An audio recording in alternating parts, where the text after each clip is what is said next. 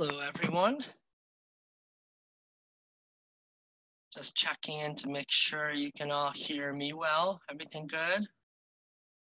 Yeah? Okay. Good. So Cindy, Heidi, Stephanie in there. Okay. Well, I'd like to start out this class. I actually want to give a lot of time in this class to discussion. This is like our third class on herbology, and I want to actually have a lot of spaciousness for questions and kind of flushing out herbs and so on. So I'm going to just do and chant to Dhanvantari to begin, and we can get right into the heart of the matter. Okay. So go ahead now, invite for a comfortable seated posture. And take time, just a moment if you want to get into a listening, receptive space, just closing the eyes. I'm going to do the chant to Dhanvantari just to bring in the blessings for the Ayurveda knowledge of Ayurveda. Shankam chakram jvalokam dadadam ritagatam charudorbishchaturbihi sukshma svachati hridayam shuka parivilasam maulim mambo janetram kalam bodo jvalangam katitata vilasacharupitam baradyam Vande Dhanvantarim tam Nikila Gadavana Pradada Vagni Lilam Shanti Shanti Shanti.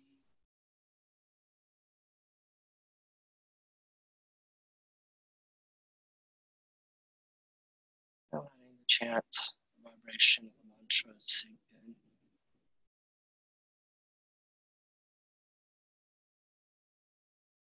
Transitioning us into this discussion on the sacred nature of herbs.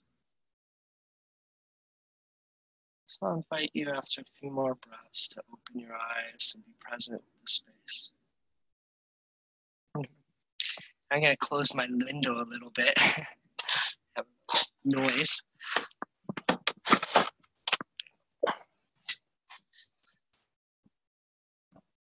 Okay.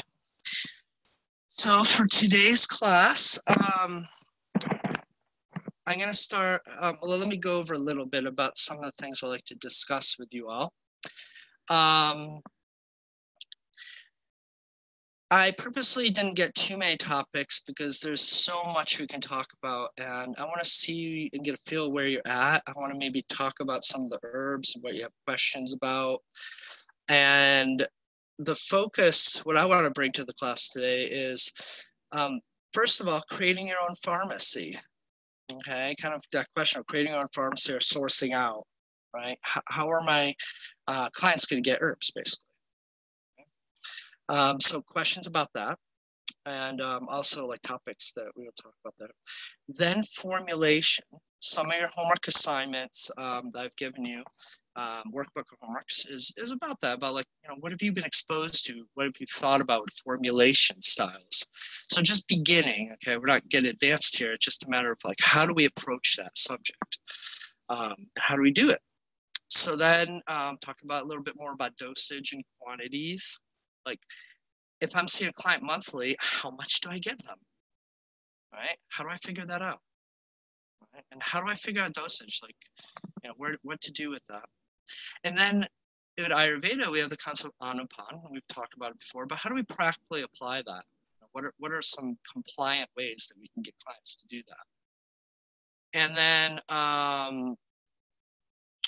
basically looking at different formulary styles, and I want to share that with you. And then I'd like to then go into like talking about some of the key formulas for Ayurveda, how they work, why are they combined,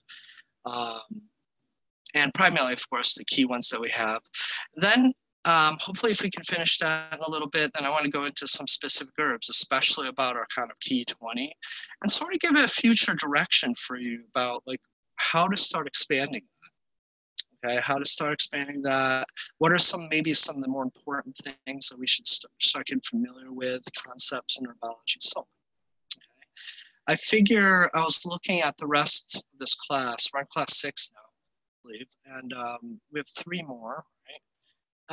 7, 8, 9, 10, actually 4. So, and the topics are not, I mean, they can be huge, but I'm going to try to leave a little time that maybe we'll have a way of interweaving herbs into that. Should be pretty easy. So that way you'll get a little more information. Maybe I'll keep going with the monographs. So let me start off with questions with you. But the first question I'd like to ask you is, how's it going with the monographs? Okay, and everybody has access to that Google Drive, and how's it going? Are you able to get that? I'm going to check that right now, actually, and see what it's looking like for my end anyways. I think it's been really fun to see all the different ways that people are putting the information together. Yeah. That's a huge part of it, right? Is like, see what is everybody focusing on? It gives you all a sense. So I'm in it right now. Let me take a look. So we got bibitake, black pepper, cardamom, CCF. Oh, good. Cinnamon, coriander, cumin, 2 cumins somehow, ginger, 2 haritakis. I forget what that one is on label. It just says herbal monograph. That's fennel, I think. I'm not sure. Pipoli, sesame. So we're definitely lacking a bit. We need a lot more. I'll be putting Chikitsa on there today. I almost have it done, but okay. What I'll probably do is go ahead. I'm working on bibitake. Bibitake? Well, we already have bibitake. Oh, but it looks like you're working on it. Yeah. Yeah, exactly. It's not ready, but I'm gonna be working on it. I've just been catching up with worksheets and the other homework. But yes, it'll be done between today and tomorrow. Awesome. And I'm just taking a moment to do a checklist of the certain things that we are doing and what's been done and what still needs to be done, so we can maybe reassign some things. Let me see. There's some key ones. Actually, cinnamon, coriander, danyaka. Okay, cumin, jiraka. Got that. There's 2 cumins. It's funny. We got a few overlaps here. Ginger, good. Adrak. Let's see, where's the ginger? Shanti. And then haritaki. Yeah, 2 haritakis. Let me just check what this one is. It's one that 2 that are unlabeled, but fennel. Okay, that's what I thought. Okay, so fennel, and I'll double check what this is. This is fennel again. So that's been double loaded on there. Okay, so fennel.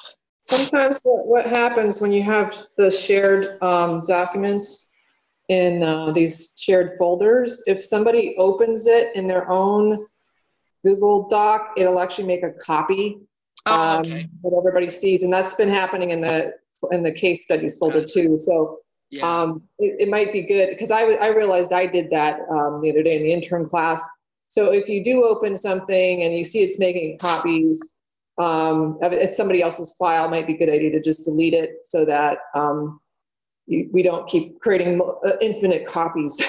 Yes. In folders. Yeah, and I can delete them. That's not a problem. I can probably go in. So I have definitely some interest in this project. So, okay, so we have, while we're here, why don't we go ahead and assign, I just did a comprehensive list, and I just want to check in to make sure that you're getting it all. This is such a valuable work for everyone involved. And you know, some people are coming in and out of class. So we have, most importantly, let me just do some checks. Oh, Yavani. Does anybody want I'm supposed to do Ajwan. I'm just behind because of. Okay, cool. So I just want to have a check-in. So Ajwan, you got that. So Stephanie, Okay, and then how about next most important on this list? It's hard to say which one's more important. Oh, how about hing? Asafoetida. Okay, Heidi, you got that. Okay, good. And then amalaki. Where's I can do amalaki. Okay, Rakala. Yeah. Okay, great. And then turmeric, haridra. Carla? Okay, cool. And then lasuna, garlic. Cindy? Did you say yes? Yeah. Yes. Okay, so Cindy. And then lavanga, clove. Anybody already signed up for that? Carla, is that you saying yes? I can kind of see you in the shade. Yes, I love clove. Okay, good. Okay, great. And then we have, the last two are fenugreek and the black mustard. Take fenugreek. Who's that? This is Cindy. Oh, Cindy. Okay, great. Okay, fenugreek, Cindy. And then who wants black mustard? I can have it. Okay, great. Okay, sounds good. Now, no one's done Triphala, Hingashtak, or Avipataka, or Chirvanprash yet, too. So no big worry on that yet. I think you all have plenty with all that. I'm going to make that one of your homework assignments, too, for this week. So you can kind of meet that just to continue with your herb monographs. So let's go ahead now. Let's open up for questions that you have from last class and then we'll get into the subject matter more.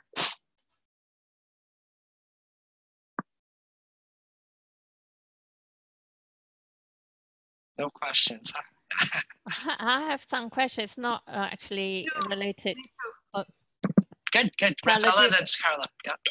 I got all right. A question is mostly we're looking at a lots of herbs that helps with digestion, hammer and stuff like that, but we're not actually saying specifically about detox and when to do the detox. So will that be discussed in a different time? Or because I feel like when people have AMA or toxins, and I immediately think like, well, you need to detox. And yeah, I'm holding back a moment. Awesome. Yeah. So your question's awesome. So what do these herbs do? Why did we choose? Well, they do, but it seems to me already, you're changing the diet, reducing the intake of toxins mainly, or production of toxin. Plus, they with the herbs, we are burning off AMA as well. Well, how is the diet toxic? Well, yes. Well, it depends, on food combination. Depends if you're not eating for your dosha or you're increasing your imbalances. So by adjusting this, you're already kind of creating a detoxification effect. Are you creating detoxification, or are you preventing from toxins happening? Yes, okay, I'm just playing. I'm getting questions because this is such an important thing for you all. Because you're going to encounter so many clients that are thinking toxic, detoxing, but they're not thinking about it correctly. And this is dangerous because when clients, any of us start thinking food is toxic, this is a problem, right? Or for that matter, the world is toxic. This is a problem. This is making an unclear judgment on the reality there. What creates toxins? What do we know from Ayurveda that actually creates toxins? Low Agni or dysfunctional Agni. Exactly. If your Agni, whether it's mental, emotional, spiritual, or physical, tissue, or digestive, will you have toxins from eating anything? Not really. There are some substances that are really darn strong, and you have to have the utmost, strongest, perfect Agni in the world to not get toxic from them, like mercury. If you eat mercury or poison, right? But it can be done. It can actually be done. So it's not necessarily that things are poisonous or toxic, especially foods, right? It's our ability to digest them that makes them so. in our choice of how we combine and all the things he said, right? So that's very, very important. And that is not understood in the mainstream at all. Like the trend now is detox, detox. Oh, you know, it's like, but no one's addressing the Agni, or very few people, or they're doing indirectly, right?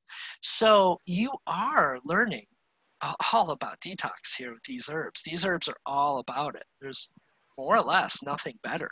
They're stronger herbs, but you're on the right track with these. Some of these are the key thing. Because remember, all these herbs, almost all of them, are Dipana and Pachana, which is exactly the way to deal with toxins, to detox the body by strengthening the Agni.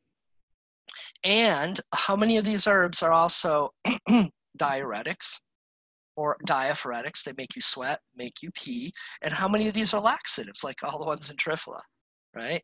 And that those are the routes of elimination combined with Dipan, kindling the Agni and Pachan to specifically burn the Ama, right? And then when you combine them into powerful synergistic combinations, i.e. Trikatu, it's going to burn Ama, right? You know, it's one of the best things you can do to do the detox. Let me go on this one more so everyone can follow. Is when you're detoxing, there's nothing you can do to like go into these deep tissues and just detox it out, magically make it go away. Because once there's toxins in your nervous system, in your muscle tissue, in your fat tissue, where do they go when they leave the tissues? What's the answer to that? Well, first, how do they get to the digestive system? Rasa. Bloodstream. Yeah. And your lymphatics. So when toxin or like material that's, you know, Ama is dislodged from your deeper tissues, it is dislodged into the fluid systems of your body, intracellular fluid, then that gets channeled into venous return and lymphatics. And then where does it go? Digestion. Ideally, or it finds another place to hang out or lodge back, or it goes back into the same place. Unless you've healed that Kavaigunya, unless you strengthen that Agni, it's going to find something else. Have you ever done a cleanse and felt like crap? And basically the toxins went back into your bloodstream, and then they just probably found another place to go, unless you eliminated them properly. Anybody ever notice how like you may have like a little tongue coating and you start doing fasting and everything, and suddenly you get this tongue coating after a few days? Because the stuff's is making it to your digestive system. What do you got to do? You got to poop it out. You got to pee it out. You got to sweat it out. If you don't do that, it's just going to go right back. It's going to reabsorb. Okay? That knowledge, that technology of detoxification isn't there in most detoxification systems. They just kind of like, oh yeah, just fast and it'll all go. Hopefully, you're crossing your fingers, right? But you need to do something, you know. So that's where Ayurveda has Panchakarma, which essentially cleans the upper part of the digestive tract, the middle part of the digestive tract, the lower part of the digestive tract, and Rakta Mokshana cleans your blood. How intelligent, right? And it makes you sweat, you know, doing Svedana. And it has Nasi to clean the ENT, like eye, ears, nose, and throat from these things. Because this is another way of detoxification, by the way, too. So does everybody get that? Like there, and beautiful question, Rafael. Thank you. You know, because that's what I think all of us are probably like, oh yeah. Okay, yeah. You know, I'm on. Sorry. For people who have Epstein-Barr and mold and stuff, and they're all like, a lot of these people are super weak, and they're like, oh, I've got a detox, and I'm like, no, you got to strengthen yourself before you go on a detox. Yeah. And we're probably talking about a juice fast. I've been listening to this old, actually not that old, and he talks about detoxification and rejuvenation, and he was talking about Vata Pitta Kapha, and this really struck me. He was saying that for Vata people, rejuvenation can be detox. And for Kapha people, detoxification can be rejuvenating. So you need to look at people's doshas for your approach. And I thought that was a really nice way of saying it. Yeah, I mean, it's not technically correct, but it's sound philosophy, right? Because who is the best physician for you? It's your own body.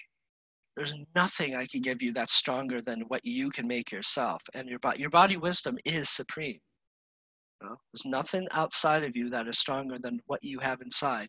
So let's say what about the person that when you strengthen the body wisdom, the ojas, everything, your immune system, all your systems function better, and thus they will do what they need to do. They'll perform their jobs better. If your system's totally clogged, let's say with kapha, then if you lighten it, then everything will function better. And then your body will do the job. That's the whole essence of Ayurveda. And we're just supporting that. We want to strengthen you, right? We want to nourish you. We want to get more resilience, more ability to naturally heal. So yeah, so this is a great concept. So remember, herbs are only helpers. They're ways of like seeing where someone needs a little assistance, putting something in to assist them, and getting the ball rolling, not keeping them on it, right? A lot of Western medicine is only getting in there to modify something. It's not to re-stimulate and strengthen the body to get the ball rolling by itself, right?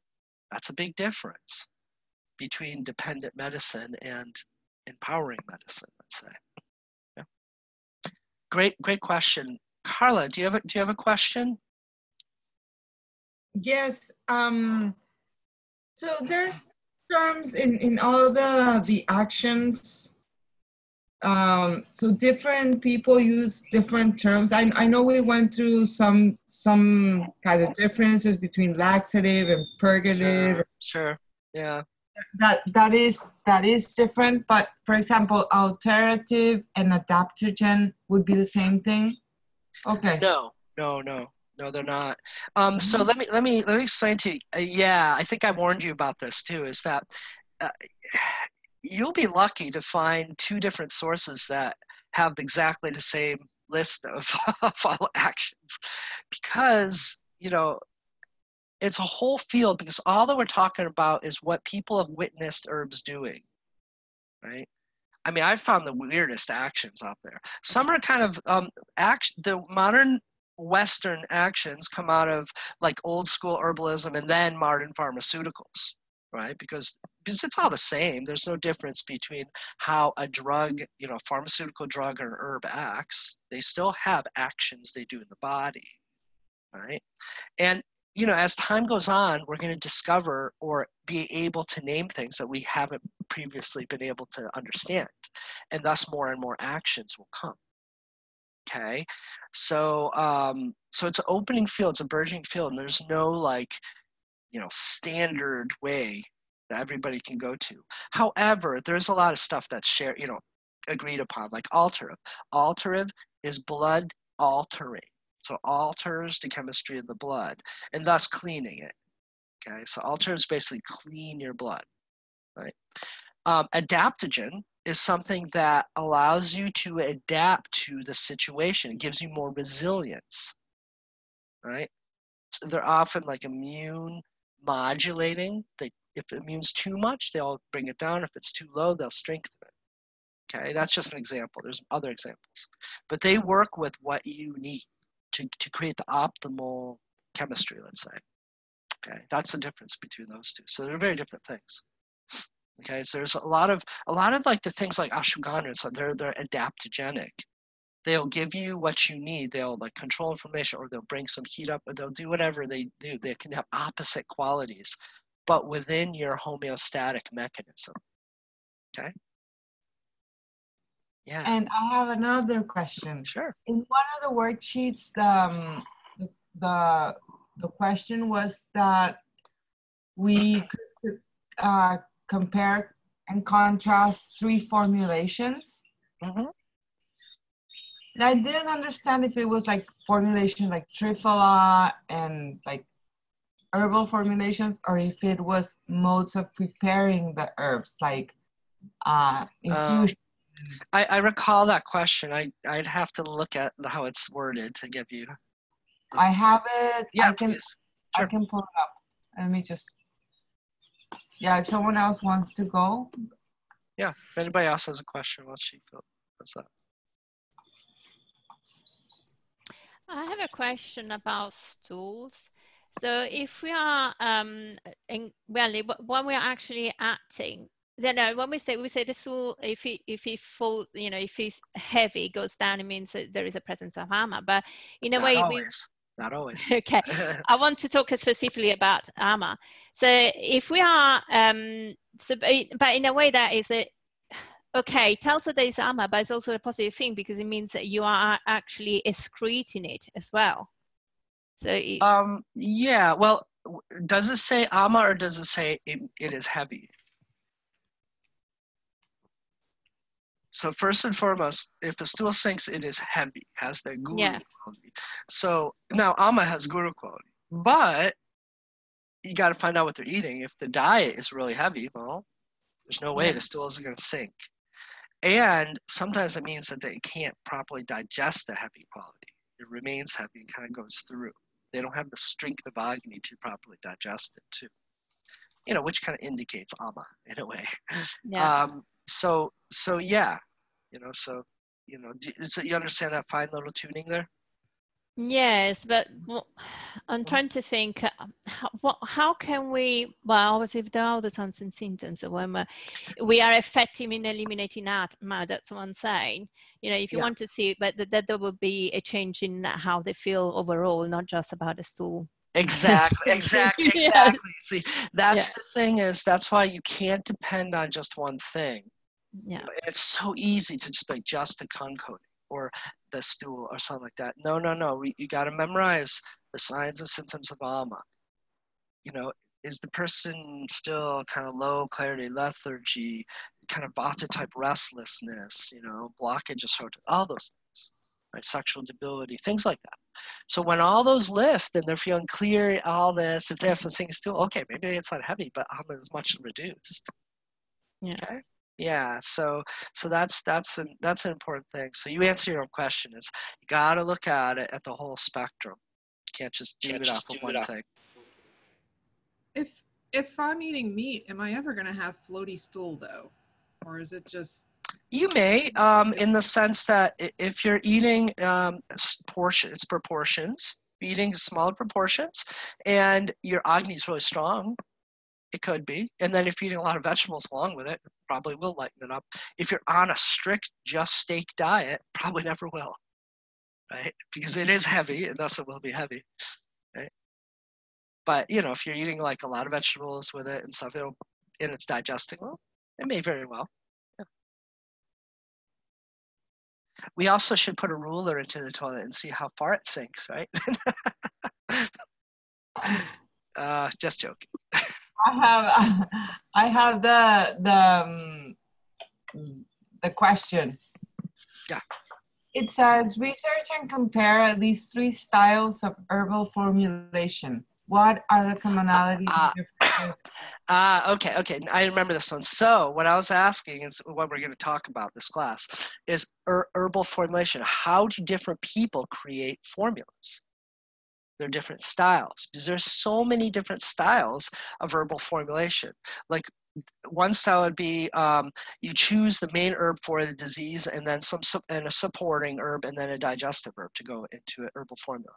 And another person choose the general doshic herb, choose one for the shrotas, and then choose one for, so on. Does everybody get the meaning of this? It's not herbal formulas, it's styles of formulating formulas. Yeah? No. I didn't get it at all. Yeah, but do you get it now? Yeah. Okay, good. So it's not. I don't think we went through that. You didn't. That's why I said research 3 different styles. It was a workbook question, which I was trying to get you to find some stuff before the class. Oh, okay. Yeah, it's fine. It's fine. I'll have to reword that at some future point to make sure it's more clear for people. But that's kind of what. Me? Yes. Yeah. Who's this? We don't see your name. This is Heidi. I lost okay. internet connection. I'm having a bad storm, so I had to rejoin through the phone, That's fine. my cell phone. Okay. And I was just wondering, sorry about that. I was just wondering, where do we find the ideas for these formulations? You know what I mean? Like Google herbal formulation. And you'll Okay. find Chinese, you'll find all these different things. I just want you to see that there's a lot of different opinions about how to create a formula. Almost as many as there are professional herbalists out there, right? Everyone has their way of doing it. There's some guidelines, which I'm going to start sharing with you, but it's open and you can learn a lot, and you may find one that really works for you and works for you in certain situations more than others. So I want you to be aware, just explore and see what's out there, okay, with that question. Okay. I also want to mention that I'm not leaving early. My son's school has been canceled, so I'll be here. You just won't see me. No worry, no problem. Great. So let's go ahead and get into some of the subject matter, and we'll get into questions. So how many of you are planning on having your own pharmacy, like you're buying herbs and giving them to clients? Let's have a little hand raise. Yeah, one. Carla left, so I don't know if she does. Stephanie and Heidi? No. Yeah. No. Okay, so Heidi and Rafael. Okay, and then, so what are the other, Cindy, Stephanie, Carla, what are you planning on doing? Instead of making my own formula? Honestly, right now, go ahead. Oh, I guess I was just, the question is, instead of making my actual, like with my own Instead of formula, supplying clients with herbs yourself, yeah. I would probably, I mean, I've already been just recommending from buying botanicals or something like Okay, that. yeah. Well, sourcing out, right? So let's talk about that first. So there's a lot of options out there, and you can either start creating your own pharmacy and making formulas or hiring someone or whatever, you sourcing out to your clients, or you sourcing it out to another company to either formulate for you or to use standard formulas, right? And Carla, are you planning on making your own pharmacy, having your own? Okay, great, good. So we got like 3 people and like 2-3 people that are wanting to source out. So very, very important is, choosing who you're going to use, right? Because what you're going to find, for instance, with Banyan formulas, as you get more advanced, as time goes on, you start growing your practice, is you're going to run out of options really quick, right? They only have so many formulas, and they're not specific enough a lot of times, right?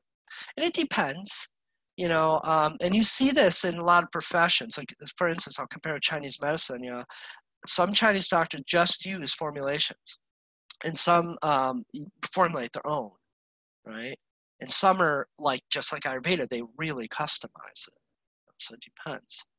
And Ayurveda certainly has some formulations. What's funny with Ayurveda is that there are classical formulas, but the education for that has not really reached America that well. Hence, because people just haven't been trained at high level oftentimes, or really got into the scriptures.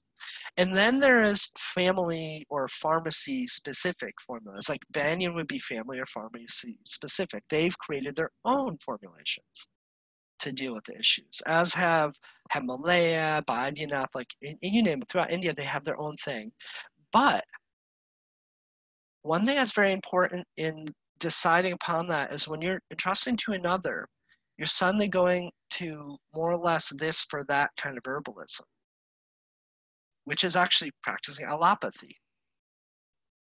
Okay, so let me explain that, because that's the first concept I want to get to. Is Ayurveda is practiced for individuals and deciding on prakruti, vikruti, and then using, what are we using in the formulation to create a formula for people? What are we thinking about? Like, how, remember the old adage, you diagnose by doshas, but you treat by taste. Taste. So taste is one of the key factors, and then gunas, virya, and then vipak. So it has to be customized unless everyone needs that same taste, that same thing, and all that, right? Because these days, as Ayurveda is practiced in India and many places, it's like, oh, if you have a Vata type of asthma, then I'll give you this. Just like Chinese medicine. If you have liver heat rising, this is the formula. Just like allopathic medicine. You have diabetes, you can do this, and the route of the diabetes is this, I'll give you insulin.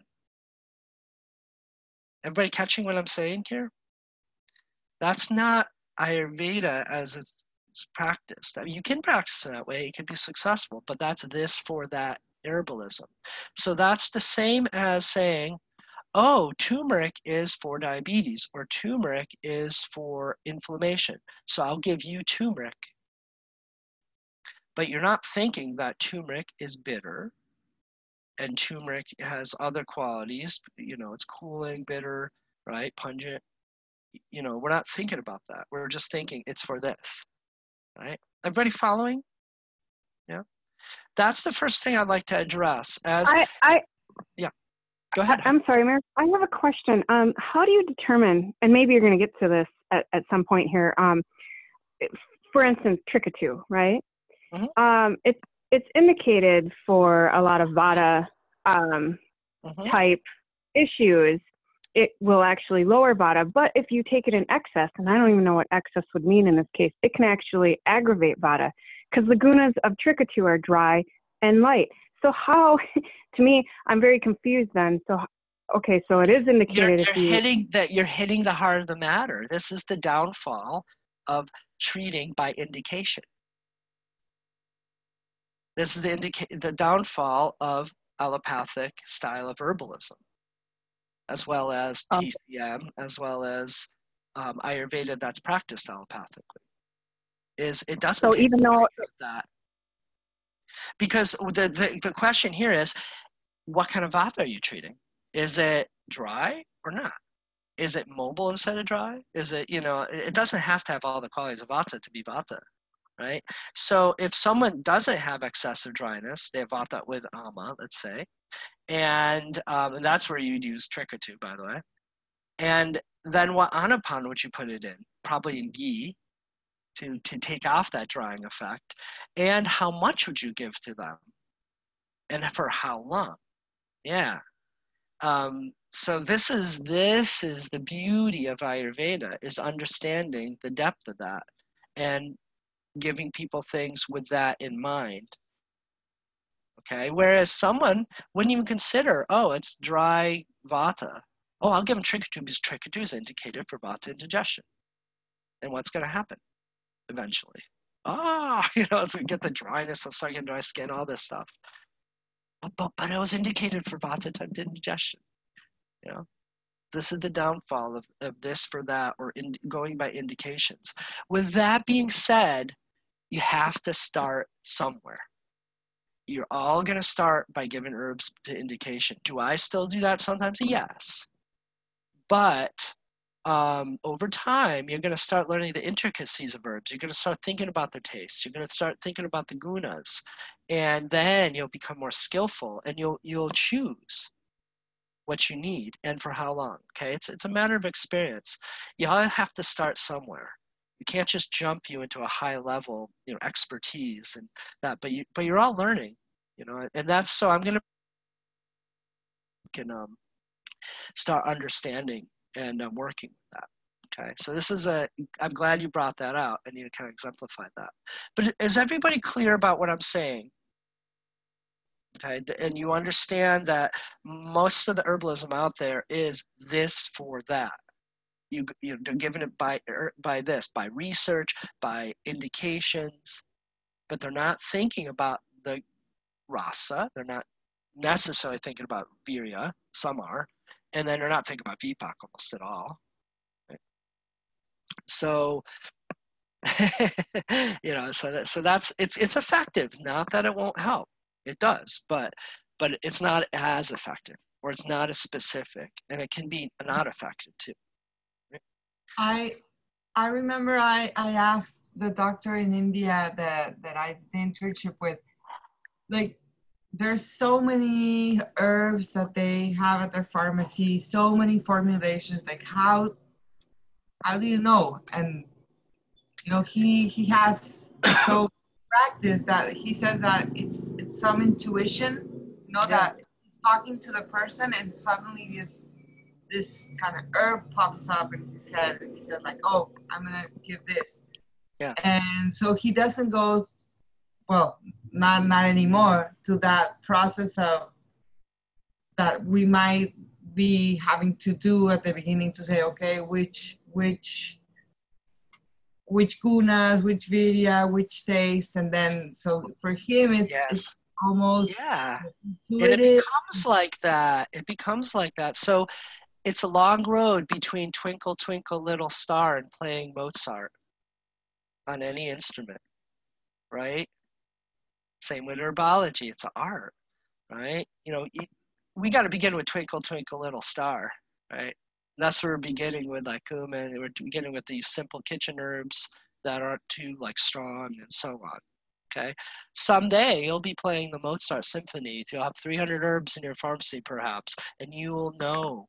It'll be intuitive, just like someone on a violin or any instrument are like, oh, wait a minute, what's a fifth to this? Let me think about this. They just do it, right? It's an art. It's intuitive. It's by doing it and doing it and doing it that it becomes like that. But you got to start somewhere. So let's begin that process. So first of all, so we're starting off with like creating a pharmacy or sourcing out. So if you're going to create your own pharmacy, let's talk about that. And for those of you that aren't, you can understand where people are coming from, the people that are going to be sourcing out. So first is ordering your herbs, okay? Quality is a really big issue, purity regulation. So there's some good companies. Now, not all of you are in the United States and not all of you have access to certain United States companies, for better or worse. Because some of you may have access to great companies and with a lot less regulation, limitations, right? So in the US, because that's what I can talk about, I don't know, just out of curiosity, most of you are in the US except Carla and Rafaela, right? You're in UK and Carla, you're in Mexico, right? Currently in the class? Yeah? Mexico? Yeah. I can't hear you. So. Yes, Mexico. Yes, okay, great. Okay, so in the US, I'll start with, I really have no idea about Mexico, so you'll have to be the representative. So in the US, you have companies like Banyan, right? That's our generic one. Now, Rafaela, you have Banyan supplier in UK. You have Sebastian Pohl at Puka Herbs, who supplies Banyan and actually gives you more stuff than actually Banyan can give us. So that's a great, do you know about them and use them sometimes? Or? Yeah, okay. So Puka Herbs, great. You know, so what I would do is I would do some research in each of your respective places. If you do enough research, you're going to find that there's few people actually bringing in high quality herbs, right?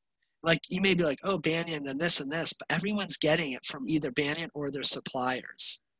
And that starts narrowing down to a few key suppliers that are out there, like Puka Herbs, for instance.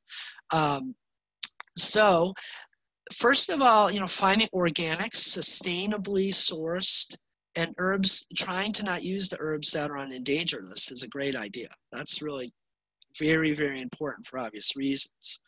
Banyan is awesome because they're big enough that they can afford to heavy metal test and test the herbs and make sure they're organic and all that. Plus they test them in America, not India, where you can give them a few rupees and a cup of chai to say they're organic, right? So this is all important things, is doing the research. So I would say have your top level suppliers, and then if you need other stuff, try to find the best you can. In America, or like US, there's like Gary and Son, who I use, and then there's like a lot of different Western places that overlap with Ayurvedic herbs, like Star West Botanicals, oh God, like Mountain Rose I use. They're very good. Frontier. Okay, a lot of them get it from the same sources. It can be locally grown and whatnot. The more local you can get, sometimes the better. Okay, and I say sometimes because where a herb is grown will really affect its potency. And in India, they know where to grow the herbs. They know where to get the herbs, hopefully. you're getting from a reputable supplier, they're gonna be picking the best from the areas that grow them the best. Okay, they have that knowledge. In America or other countries, they're just trying their best. They may have a certain amount of knowledge of how to grow the herb, or they're experimenting. So it may not be as potent, maybe more, but it may not be. Okay, and then there's all Bob, the prayers, and all the things that may have gone into the herb growing too. So that's one thing. So like mountain rose, banyan, and then there's Gary and Son. Gary and Son imports from India, but they're pretty good. They supply banyan often, and they work with like Dr. Lod and so on, with getting herbs to the Ayurvedic Institute. So they're pretty good. They have a lot more than banyan does. Okay, so that's one good thing. And then there's the big companies like Baidyanath and Himalaya and so on, which, Carla, you can probably get in Mexico. Right? Those are international. They try to get into the various markets. Okay, and in the UK, I'm sure you can get those too. Can you repeat the names? Baidyanath and then Himalaya. Now these are not organic. They try to test. So I'd say the quality is probably going to be okay with the testing, hopefully. But they are they're large companies that need a double or all those ones like that. Do you know Avena Botanicals? Heard about that. Because she does plants her own or Ayurvedic herbs. She's in Vermont, and wonderful. Yeah, she's great. So so there's more and more of that going on, and that's awesome. That's so awesome for sustainability. It may not be as potent as getting them from other sources that have traditionally been used, but hey, it's awesome. It's a very good thing. So so first of all, you got to find your suppliers and make sure that they can deliver in a reasonable amount of time and so on. Okay. Then storage. Ideally, you store them in a brown color container. If anyone ever discovers or wants to make $1 million, okay, this is a great opportunity for y'all. Make dark colored ball jars, right? Ball jars. Everybody uses them. I use them. They're great. They're wonderful. Make them dark colored so we can actually store our herbs better, because no one's doing it that I know of. I've seen it. I've found them actually in Walmart of all places. They have amber colored ones, and they also have blue cobalt ones. Yeah. Oh, good. Thank you. Okay, I'm gonna look at that. Go Walmart. Bringing good things to herbalists. You have to also research. Make sure the brown's there for a good reason and isn't some chemical. But anyways, dark colored ball jars is a great idea. I use clear ones. My room's dark though a lot of times, so I don't have the windows open, so that helps. So cool, dark space will give your herbs longer potency. And this is very important because I use churnas and powders, and a lot of you are probably going to be using that too. So those only last between 6 months to a year to keep up their potency. They'll still keep their potency, but that's from time of manufacture. So we're all at a disadvantage using churnas because of that.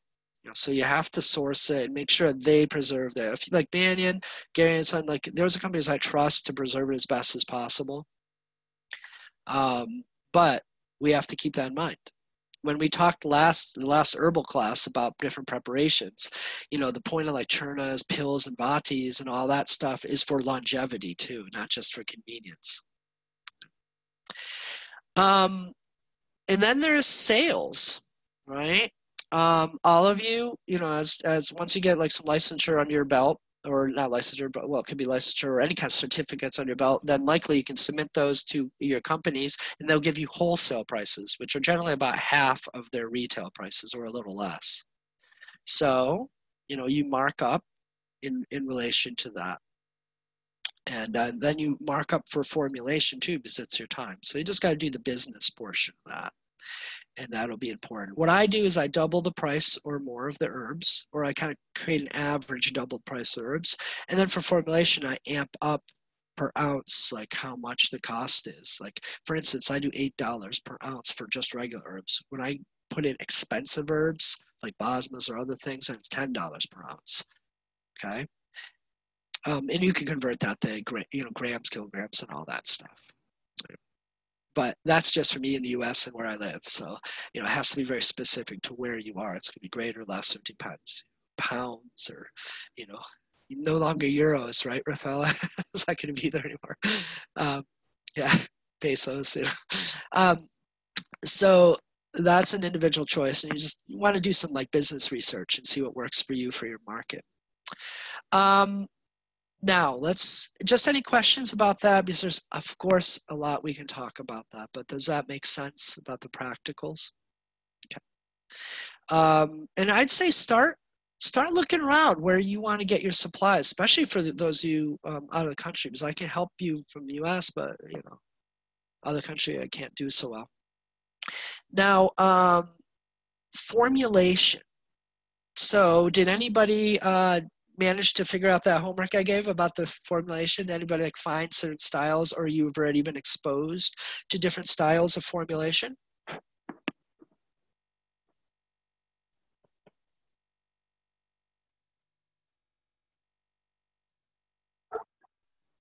Heidi? Or no? Nobody? Yeah? Okay. Yeah, please. I thought I did this a couple weeks ago, though. It was like having something in, it was like, hold on a second. There's two of you that have mics on, so I can't hear anybody. Heidi, can you turn your mic off? Okay, cool. Stephanie, go ahead. I can hear you now. I think I did this homework a couple weeks ago. Yeah, you did.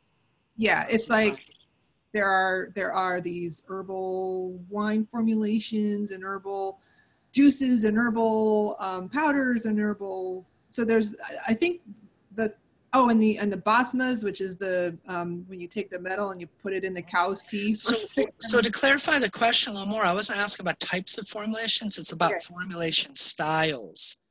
Like what is someone thinking about when they create a herbal formula? Okay. So let me expound upon that. It seems like we got a little lost with that, and I did not word the question clear enough for you all. So that's let me now do that. I'll do the whiteboard. Okay, let me get my handy dandy pens out.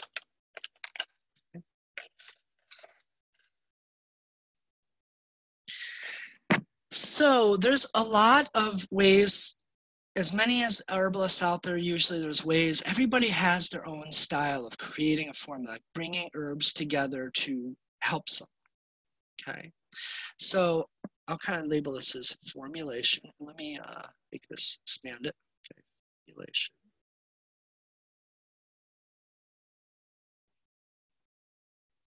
Okay, formulation.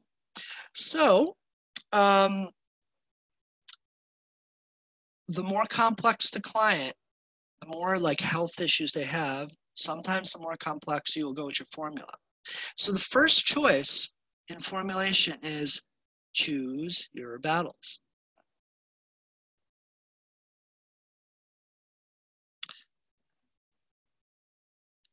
And I often say that to you all. Right? And what I mean by this is, what are you going to focus on right now with the treatment? What is going to, first of all, what are you considering when you're choosing a battle? First and foremost, the client's purpose. Why are they there? What do they want to get help with? What's troubling them? What's their main concerns? Next, since they're Ayurvedic practitioners, you're probably going to want to do some sort of doshic management. And often that's going to be the Vikruti, right? Unless you're blessed with clients that just want some advice on the Prakruti. Okay. So, and then you're probably, being an Ayurvedic practitioner, you're probably think about, well, first let me think about their Agnis, I'm going to put knees, not just the digestive system, so Agni, right? And then, since we want to get this out of their system, then we got to think about the malas, right? How do I get it out of their system?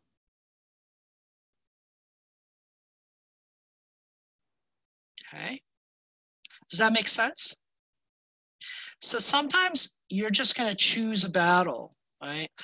You, as Ayurvedic wellness counselors, this is where your kind of scope of practice really goes for. Because a lot of times with purpose, they may be sending you something that's well beyond you. Like they have a complex pathology, right? And you're like, huh. However, you know, if you deal with their generalized Vikruti, you know the Prakruti, and then you start working with their Agni and Mala, are you getting to are you going to undercut the root and help them get better? Yeah. Right? So these are the battles that you usually want to choose beforehand. Sometimes the herbs and things that you know with Agni is also the purpose, especially if they're coming to you for digestive issues or elimination issues, right? Does that make sense? So for you all, I would recommend keep it simple and focus on those things. And hence, you know, the 20 herbs and the formulations that you have focus entirely on that. That's why they're chosen for you. Okay, so choose your battles. Now, once you've chosen your battle, you got to think about what kind of style. And there's many styles out there. I'm going to propose the simplest thing is maybe triad. And if you notice, all the formula, most, not all of them, but some of the formulas you have like CCF, like Trifala, like Trikatu. That tree means 3. So triads are commonly chosen. And if you look at Dr. Laud's books, the way that he teaches them is often it just gives you 3 herbs. It's a triad. It's simple. It's a very simple thing. So doing a triad. Within the triad, there's often these considerations. These often form the triad, okay? The doshic management, the Agni, and if not the Mala, then maybe more specific to disease.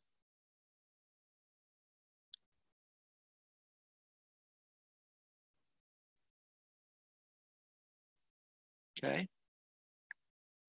So this, a word from Sanskrit that's useful here is the word pratyanic.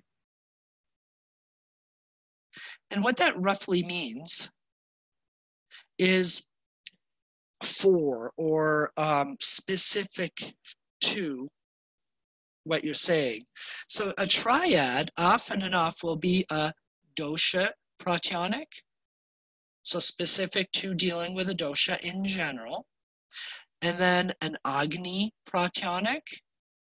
It could be like a Mala pratyanic or a Vyadi, i.e. disease pratyanic, specific to disease.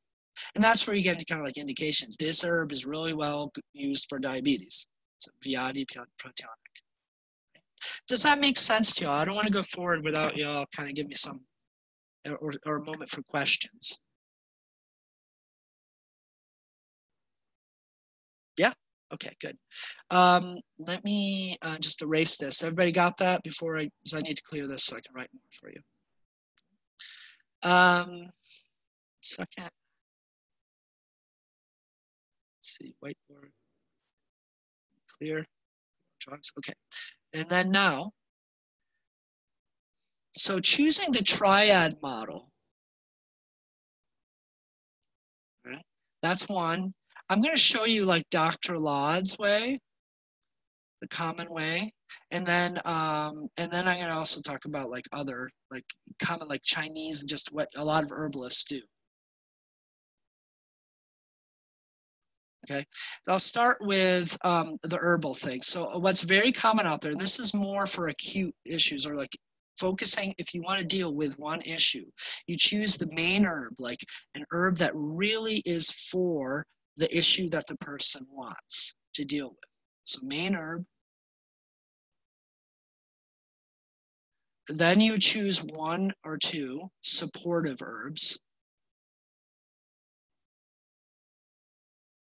And then maybe 1 would be an Agni herb or just like a digestive, something to help digest it. Some herbs are tough to digest, so you got to make sure that they get digested. This is a common way that herbalists use out there in many different traditions. Chinese kind of goes by this too. Okay. Dr. Laud likes to give herbs. Yeah. Can I, like the supportive herbs would be for that specific issue too? Yeah, it'd be like, for instance, like say someone has diabetes. Okay, I keep saying diabetes. You know, you choose, you know, like turmeric. Okay, and then a supportive herb is, well, they're also having issues with urination. So you choose maybe coriander or something that would be a diuretic. So that's, I'll put in coriander there. Say it's a pitta type diabetes. Okay, and then a digestive. Well, it's diabetes is often manda, so maybe we'd put in some Chikitsa, or you know, you could put in some black pepper so that you can activate the turmeric. Okay, or ginger or something like that, right? See? So coriander isn't specific to the disease perhaps, but it'll help it. It'll help drain out some fluids for them. And this black pepper will stimulate the Agni and also get turmeric. So that's a nice little combination, I'd say. Okay? And I'll tone down the heating effect here of things. So that's just an example. Now, what Dr. Lad likes to do is dosha, pratyanic. Okay, and then they'll do like vyadi, you know, specific to disease, and then also then it'll be dhatu or shrota, and then agni, and that also includes ama, agni ama, let's say. But anyways, it's a digestive, it's a dipan pacha type stuff. Okay.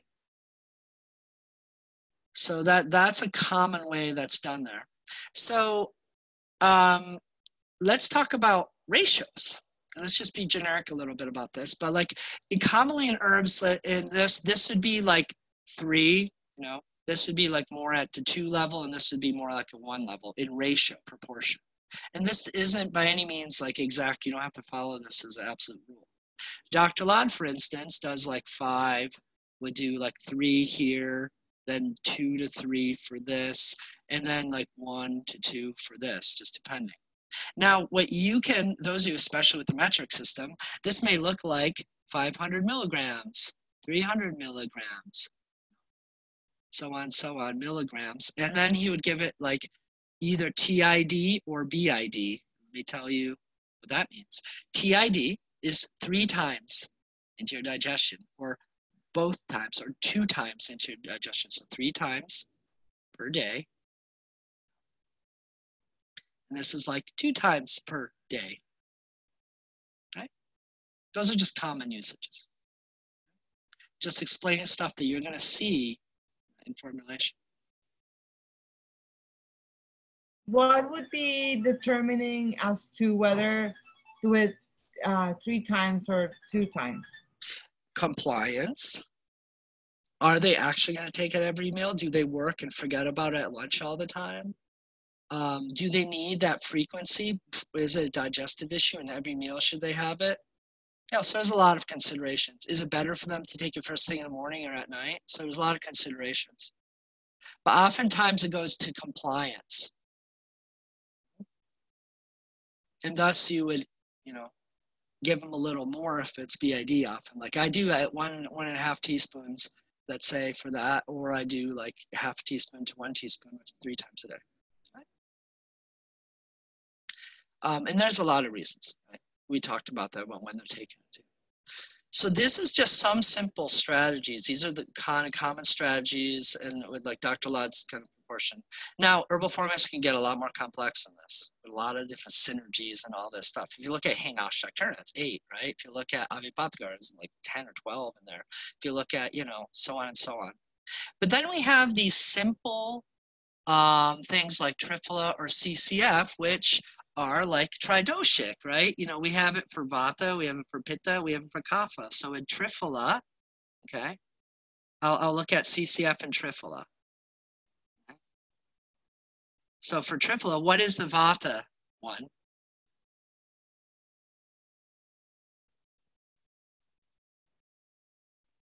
Which herb is mainly a Vata type, restorative and eliminated herb? Begins with H.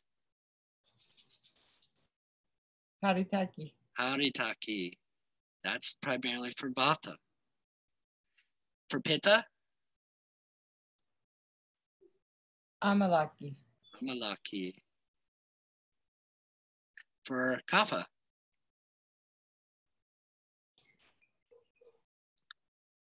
There's only one left. Vivitaki, or Vivitaki, depends on how you want to spell it. Vivitaki, right? Now, CCF, which one is more for the Vata aspect?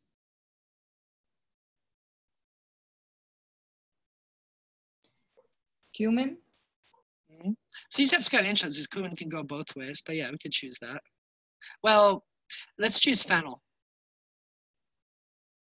Fennel kind of meets Vata more there. Cumin would be good for here, but what's the middle one for Pitta? Coriander. Yeah, coriander.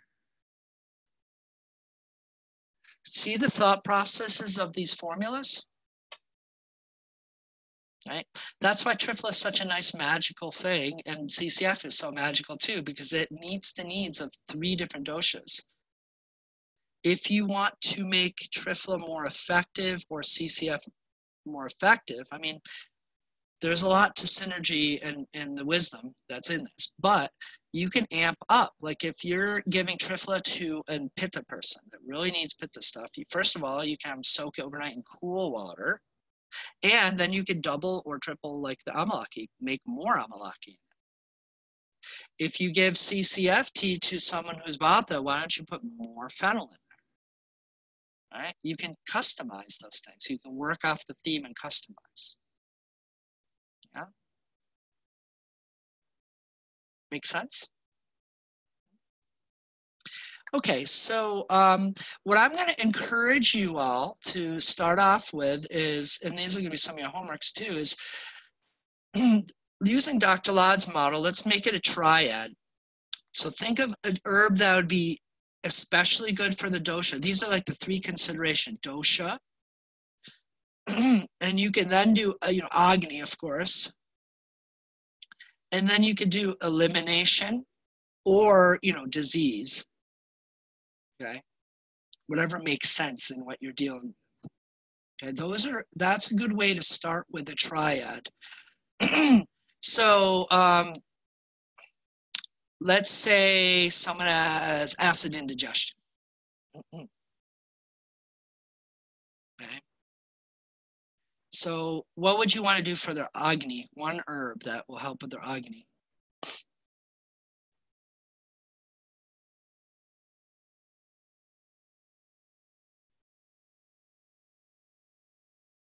Coriander. Sure. Don't worry about being perfect here. I just want you to use the theory. How about for their dosha? Of all the herbs we have in there for their dosha.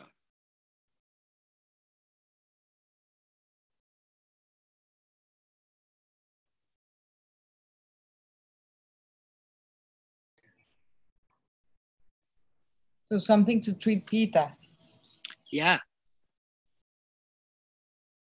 And again, don't worry about being perfect here. Just give it a shot.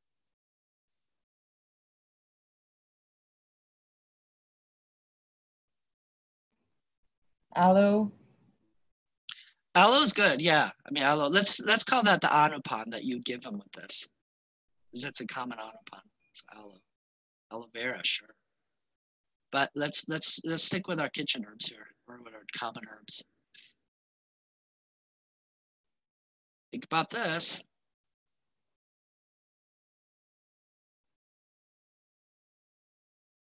Maybe amalaki. Remember, it is a pitta rasayana. It's very good for actual acid ingestion often, right? It happens to be a vyadi pratonic for it too. And it will do the elimination piece. But then let's see, let's choose another herb that we can add with the coriander. So amalaki, coriander. What else could we throw in there that would help with this thing? That would just be a supportive herb, let's say.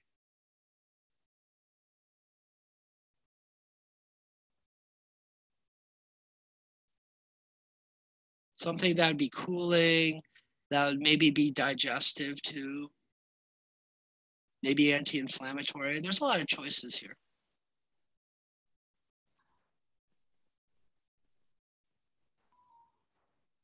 Well, I'm thinking of fennel.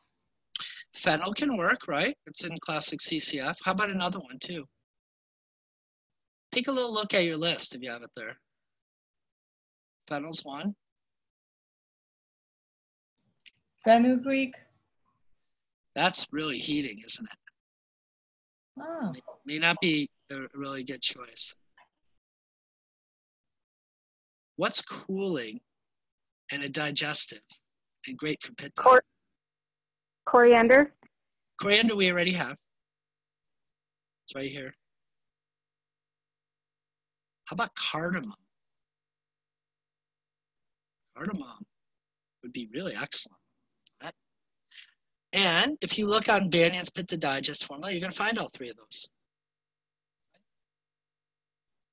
So you're making kind of like, they basically, Banyan's Pitta Digest is CCF with an addition of a few other things like amalaki, like cardamom, and so on and so on, okay?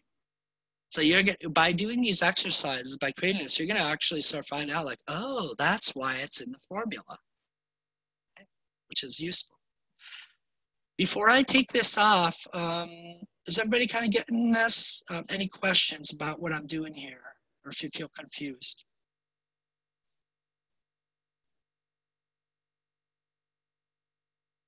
Okay, so let me clear that. Okay, and let me see your faces again. Great.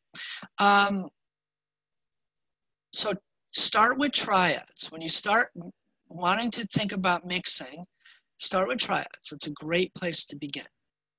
And with triads, you can make them equal proportions. You can also make one a little stronger if you want to see that effect, if that one really is hitting the issue at hand strongly. And then you can give them support. You don't have to do triad. You can just do 2 herbs, right? If that's enough to meet the needs of making sure the Agni, maybe get some elimination, and also, hitting disease right on the head. Okay. And within that triad, you can also put in one of these formulas, like CCF. It could be one of the things in your triad, for instance. And then you can, I often do that. I amp CCF up with some additions, like turmeric, for instance, CCF turmeric or CCF ginger, right? Make sense? Okay. So let's talk about proportions. If you're using, the next thing is dosages and quantity. So 1 teaspoon of a churna of like powdered herbs, it's going to be different depending on the herbs that you have. But on the average, I've found that it's somewhere between like, I'd say if just generically 1 teaspoon, like level teaspoon of herb is generically going to be about 2 grams. And that's going to be plus or minus probably 500 milligrams, depending on the herb. But anyways, that's something to do.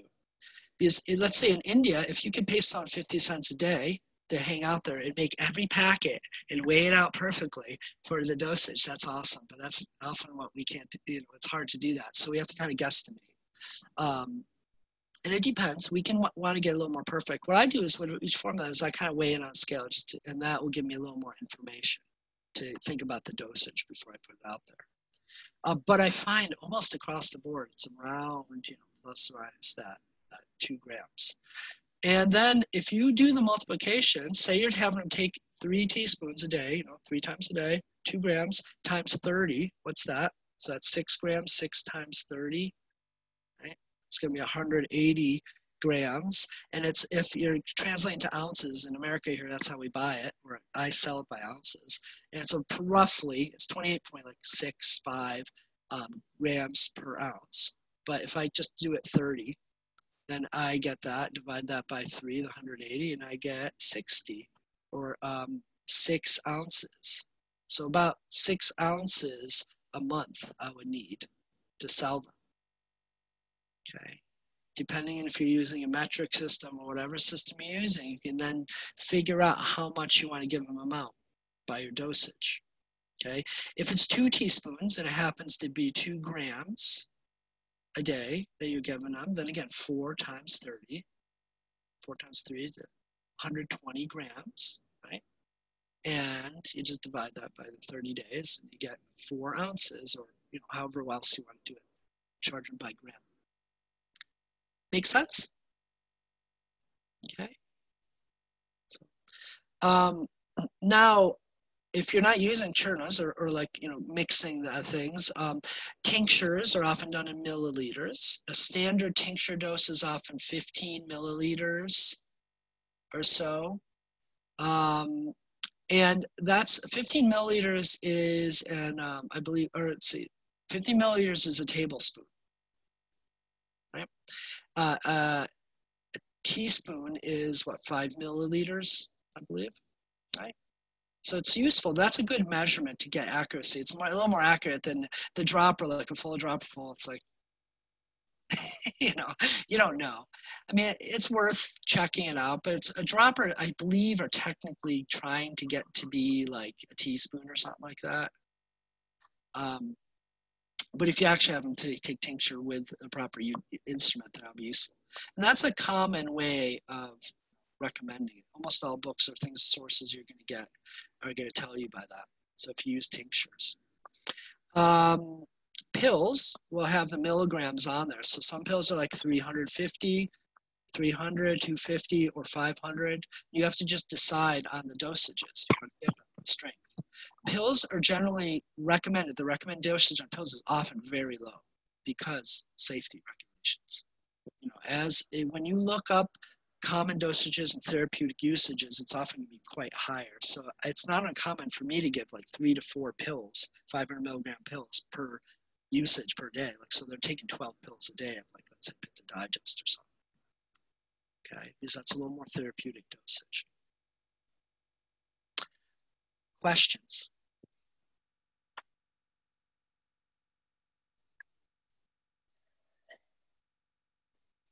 I'm trying to read your faces, and you're not asking questions, and you're looking a little confused. So something's given you. Bad with numbers and all this grams to ounces and all that stuff. I was wondering if there was like a table chart or something like that. That would be helpful. I wish there was, believe me, it'd be nice, but it's always going to have a certain slant on it. So it's up to you to determine and do the math. I'm kind of giving you how to think about doing the math with this. Okay, so again, like, you're probably going to give people things by teaspoon, tablespoon, by some kind of thing that you know that they have in their house. Right? You're not going to have measured out on a scale. You're gonna often teaspoon, tablespoon. So that's why I'm giving you those measurements. And if you're going to formulate, or if you're going to have someone else formulate for you, you got to give them how much of the herb to make up for your client, and you got to give them like how much each dose should be. You got to think about that, right? So that's why I'm giving you like a practical system to do that with. Okay? There's many ways to do it, but this one is pretty practical. This is how they do it. Ayurvedic Institute, this is how a lot of people do it. Okay? And I'm giving you the options with Vati pills, with tinctures. I don't use that much tinctures myself. And then churnas, which is the most common forms that you in the West are going to be using, those kind of things. And I have a question. Do you, so you charge the formulation separately from the consultation? Yes. Yes. And do you like ask them, or how, like, do you send do you make the preparation or the formulations right there after the consultation? They take it home? No, I have a little box outside my door that they can pick it up, or I can mail it to them. So I'll charge a fee for that. And I have my little cheat sheet here that kind of gives, and it's not very accurate, but anyways, it gives me a roundabout. And plus, with experience, if I know that I'm going to see them in 3 weeks, I kind of have it in my mind. 3 weeks, I generally give people 2 to 3 ounces of herbs. 3 ounces just depends. And, a month is going to be, like I said, 5 to 6 ounces, depends. 4 to 6 ounces, depends on how much the dosage. So I'll sell them that amount, and I'll charge them right there during the consultation. I'll look at it and be like, okay, I want you to come back in 1 month. We'll book the date. I'll calculate, and I'll say, I'm going to charge you 4 ounces of herb. Paid, no problem. They just pick it up at doorstep or I mail it to them. If I know I have to mail it to them, I add the mailing. I use standard shipping boxes, so it's $8. Standard, no matter what the weight of it. So that makes it easy. So you all, through trying it, you all actually figure this out pretty easily.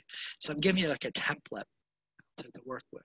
And I would recommend do this, to make a little math chart about like, you know, 1/4 teaspoon 2 times a day or 3 times a day, or 1/2 teaspoon, you know, do the math so you can pull it out and then you can charge your clients for it right there and then. Okay.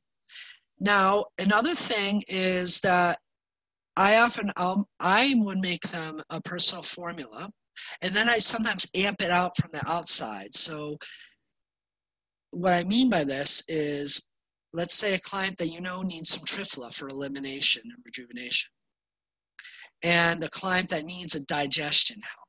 And then you know that you want to give them, let's say, some turmeric and something else for an issue. So you may want to give them 3 different things. So what I'll do, I have like a little rack. Let me bring you over to my rack, okay? Just give me a second. I'll bring you over, give you a little tour.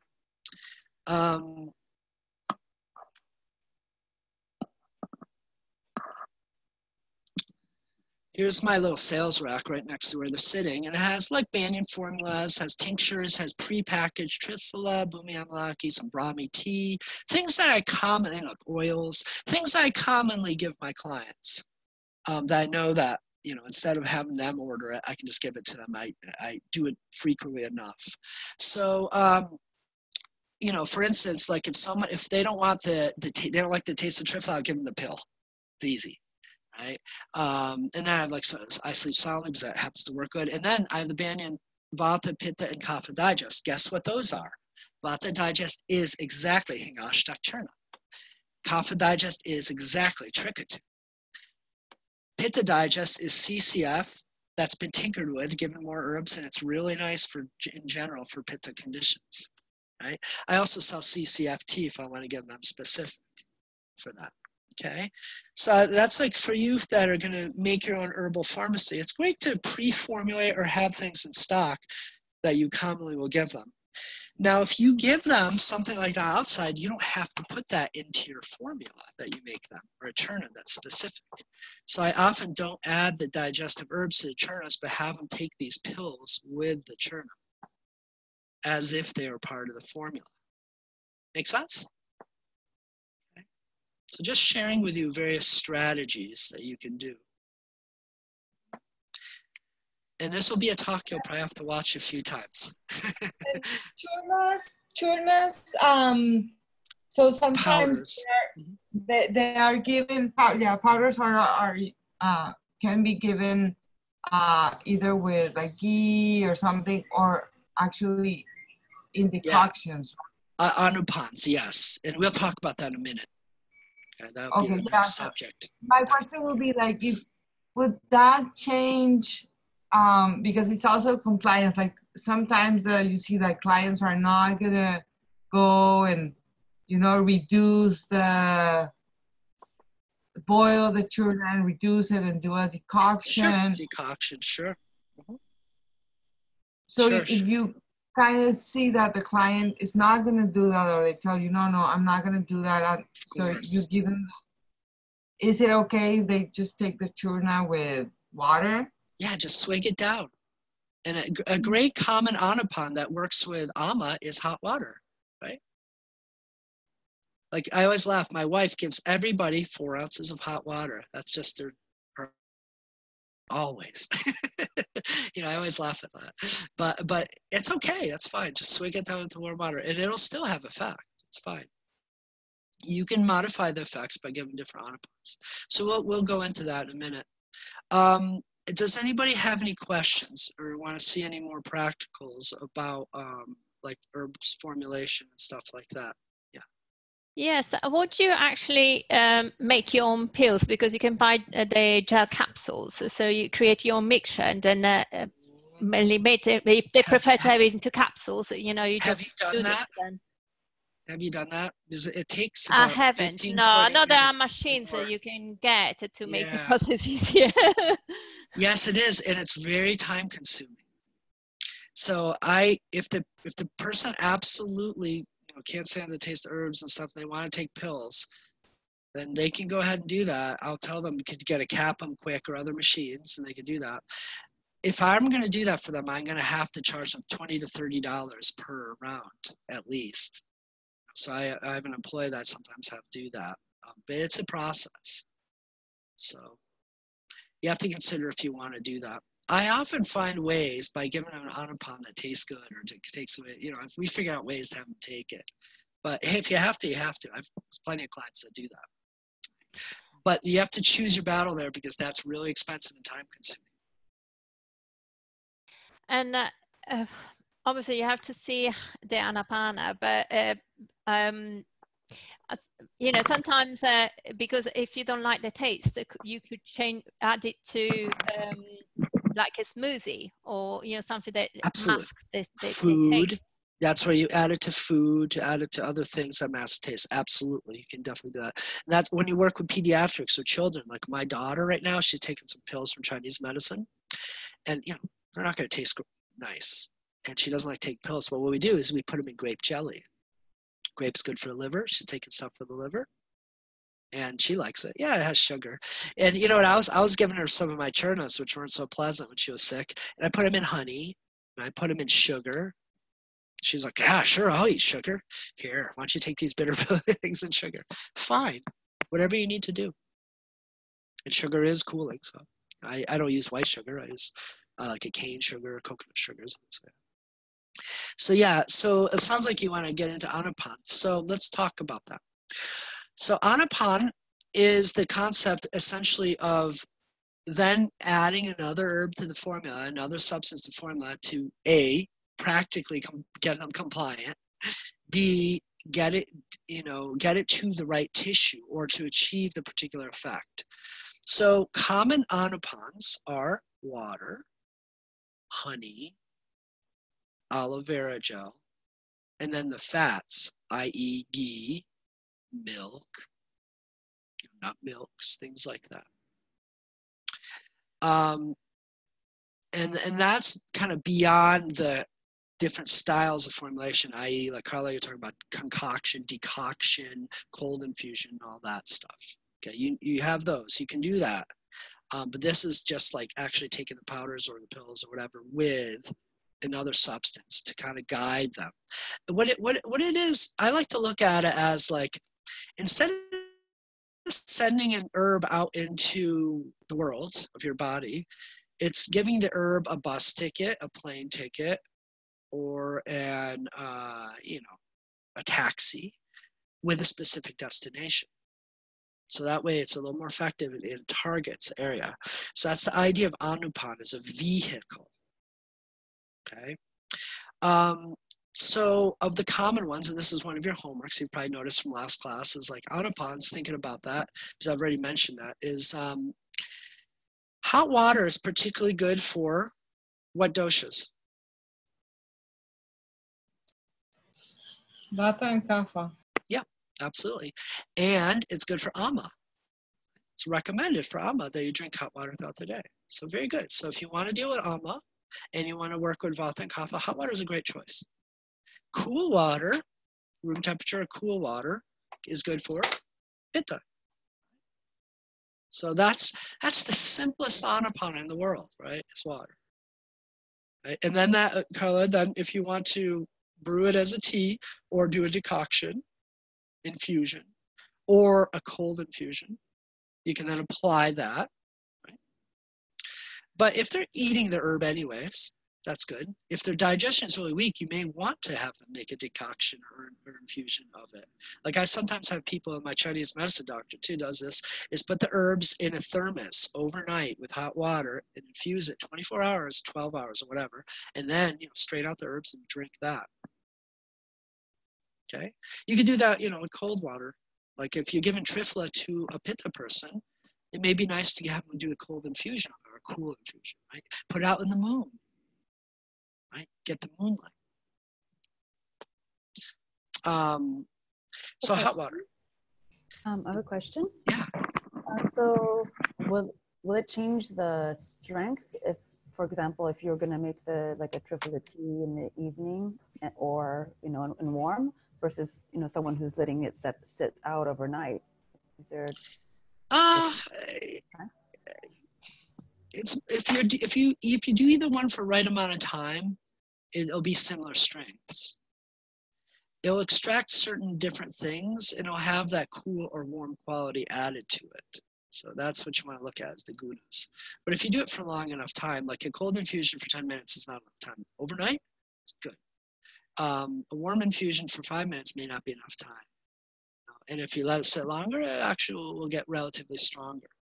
However, one thing to remember is water doesn't extract everything from the herbs.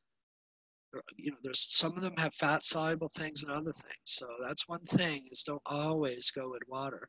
It is useful to actually ingest herbs in a lot of cases, especially for like more fatty building herbs. And that's where you give something like ghee to get the fats out of it.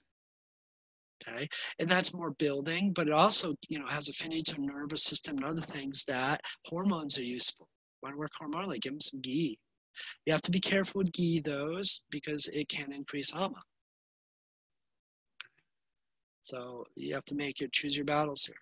But for more bruhana, for building treatments, ghee is useful for nervous system, things like that. And when you want to get that fatty quality from the herbs. That goes with milk too, or milk or almond milks, various milks. They extract it by fat extraction. You boil something. But milk, has a cooling quality. Goat milk even more. And those have affinity again for more like nervous system, deeper tissues, bones, so on. And then there's honey. Right? Honey is very useful for lekana, for scraping purposes, detoxification purposes, actually. So this is useful when you want to scrape, clear some ama. Not a lot of honey, but just enough, a half teaspoon, right? That also has affinity for your lungs and upper body, sinuses and all that stuff, for your bloodstream. And since it has sugar in it, it'll get right to the bloodstream pretty quick. So it's useful to have it in honey. That's the concept behind tinctures. They're just high-powered alcohol, because you're often fermenting them with some sort of sweetener, sugar, honey, or something like that for alcohol, so that they are absorbed quickly. They have that sweet taste that may be masked, but it's there. So honey is like a precursor to the concept of alcohol things. Okay, so those are some of the common ones. Let me give you more specific information. Let's do it by shrotas and dhatus. Okay. One more thing I want to mention is aloe vera is very common. Aloe vera has an affinity for the blood, rasa, rakta, as well as reproductive system. Okay. But for rasa, rakta is very valuable. But that one is very useful for pitta, because what we've been talking about so far, hot water, honey, ghee obviously will be good for pitta too, but ghee or aloe vera are useful ones for pitta, whereas the honey hot water is more for like vata kapha type issues. Okay. So let's do this. I have a little chart kind of to go over for pranavaha shrotas. A great anapan for pranavaha respiratory system is honey. That's often what you use if someone has a cold, a flu, honey. Honey is the anapan. And you see a lot of common formulas, like you have ginger, lemon, honey. Honey's there to get you there. Yeah, same as ginger. Ginger is useful too. Anavaha shrotas for digestive system. Ginger is a good one. So is aloe vera for pitta conditions. Udaka, so water, the water carrying system. Coconut water for pitta issues here. Cranberry juice. Various juices are very good because coconut water is a good choice. Why? Because of its electrolyte content. Anything, when you're thinking water retention, like someone to actually absorb the water they're drinking and metabolize it, you got to think about minerals, you got to think about electrolytes. Because some people just can't take down water. It's not getting in their system, or it's staying in their system. It's not absorbing properly. But if you give them a proper balanced electrolytes, let's say for sports is a great idea. So they have to absorb that water. I can't just go right through them. For rasa dhatu, pretty much everything I mentioned before is useful, but warm water is generally a great anapana for that. And hence rasa deals with all issues, right? That's why I laugh at my wife saying every form of warm water. But you know what? She's specialized in women's health, so she's getting rasa dhatu, which is very relevant to that. So everyone can benefit from just, if nothing else, have them take the herbs in warm water. That's why I say is, if you don't have honey at hand, don't not take your herbs.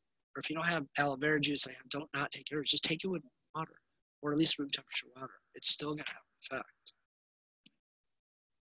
Rakta dhatu, pomegranate juice, cherry juice, other like berry juices, cooling berry juices to cool off the rakta dhatu. If that's what you need to do, but that's commonly what you need to do. Right? Red colored, like blood. Mamsa dhatu, ghee. Ghee is useful. Milk is useful too. Mamsa dhatu. And you can give them ghee and honey for this. So let's talk about this, because you may be saying like, oh wait, combining ghee and honey is bad in Ayurveda. It is if you combine it by equal weight. However, if you combine it by volume, it will not be by equal weight, and then it is actually a rasayana. It's really good for your system. So I had a lot of people though who used to give me ghee and honey together, and I'd be like, oh, what's up with this? And then they're like, not doing it. We're doing it by volume, so you take a half teaspoon of each, combine it. It's not going to be by weight. It's by weight that it is a problem. Very interesting. True. Meda dhatu, or Meda Vashrotas, honey, hot water. So if you want someone to lose weight or control Meda, you scrape it with honey. That's the scraping effect. First thing in the morning, honey, hot water. It's funny because you'd be like, oh, you don't want to give them sweetener. But actually, it has that scraping effect. Honey does, not other things. Can we just clarify the ghee and honey proportion ratio? It's by volume. So weight. Okay, so half a teaspoon of each is fine because they weigh different. You weigh different, yeah. But if someone weighed them out, so you had 50 grams of honey, 50 grams of ghee, that's not good. And I don't know how close that has to be, but anyways. Now, asti dhatu, milk, right? Great. It's building bones. It has all the essential minerals, etc. You can also do dashamula tea. Right? Dashamula tea is very classic for bone issues. Dashamula is a combination of 10 roots, a very common thing in India. It's one of those things I'd say after your common 20, I'd get to know dashamula as a formulation. Majja dhatu, ghee. Majja dhatu issues, if you can get the ghee in there, it'll be very helpful. Because that's what nerves need. That's their food. They need oils. They need EFAs. Ghee is a good one. So you can use other EFAs too. Flax, if they're lactose intolerant, whatever. Right? EFA oils.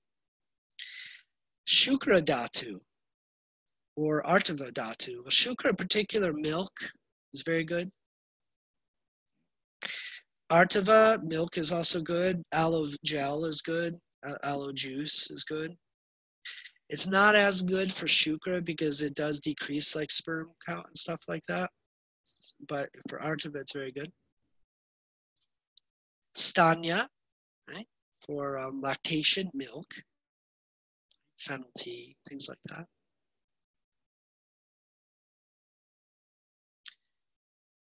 You can also do herbal decoctions as anapans too, but that's another story. I was just going to say that. So you can make it like fennel tea and stuff. That would be good too. Like any kind of galactagogues. Say. Parisha. Right? If you're targeting that, warm water. soothing to the intestines. Because what do we do first thing in the morning to get a bowel movement? Drink warm water. So warm water, and especially if you're giving them first thing in the morning, then that'll be an effective Anapon to get it there. Right? So taking Triphala first thing in the morning in warm water is going to help, probably stimulate a bowel movement pretty well. You can do that. If I find oftentimes too is if people are taking like sleeping formulas, like taking, ashwagandha milk or something like that in the evening, to give them Triphala then can be really issue. You don't want to mix that with the milk. So I often then have them do the Triphala in the morning. And it will work well. Mutra, so peeing, right? And so urination. If you want to target that, Shrota, or Shrota, basically, CCFT is wonderful. It's a great Anapon because it's diuretic. Sveda. Okay, Sveda.